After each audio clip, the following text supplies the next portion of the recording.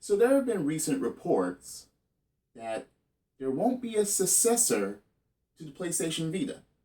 So in other words, Sony may be getting out of the portable market.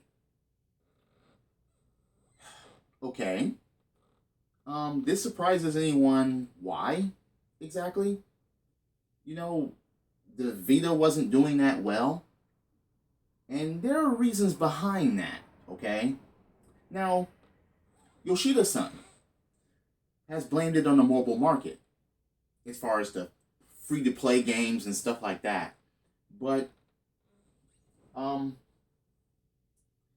has been dominating the portable market for decades. And as far as actual decline where they actually will disappear, that has never happened. You want to know why? Because of the games that they have for them and the simplicity behind them. The PSP did relatively well. They had bundles, they had games made specifically for that, and the access was easier. Okay, you had the price tag for the Vita. Most of the people were like, I'm not getting that, it's way too expensive, that's just as much as a freaking console. Then you had the memory cards. That was the most ridiculous thing that they could have ever done with that. The memory cards, no. That was one of the main things that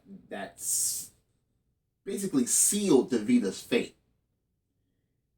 I don't have a PlayStation Vita. I know a couple of people that do, and they say it's relatively good. But then again, they're just sitting on it. It's collecting dust because, once again, no games. You know, when you buy a video game system or a portable, you buy it to play video games on it. Regardless on other features that the console or the portable may have, you still buy it to play video games on it at the end of the day. Yes, okay. Remember the little VMUs for the freaking PSP? Where did that technology go? How did that do? People were not buying that thing to play movies on. It was a good convenience at a time, but it wasn't going to take over. It just wasn't. The digital thing was on the way, and it was just the fact that, okay, and that was licensed only by Sony. Yeah, that was a big mistake. The people, people weren't buying a PSP to play movies on it.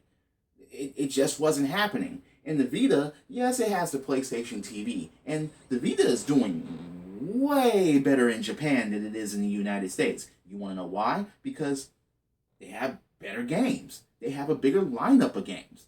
Out here in the United States, the games are too far and in between, especially when they're basically a duplicate of games that they have on their console. That doesn't really make any sense. They should come out with portable games for the portable. Yes, have them look good, have them sound good, have them play great. But you have to have a reason as to say, yeah, I need that because I can only play that on that.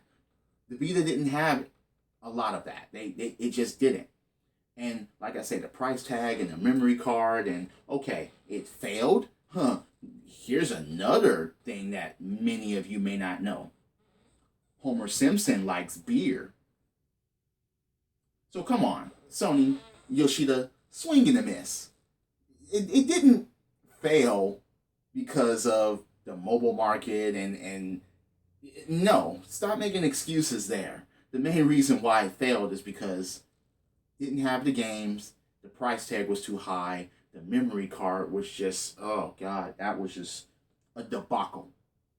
It just didn't make any sense for many people to get it because they saw no benefit behind it, especially if they had to pay all this money and they barely used the freaking device. It just doesn't make any sense.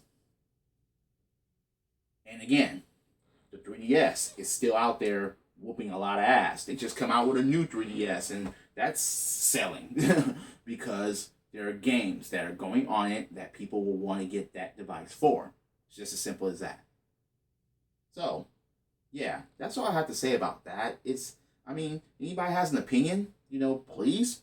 I want to hear your thoughts about this or read your thoughts about this. So, once again, for the benefits of common sense logic in gaming, this is the theme, and I'll see you later. Credits.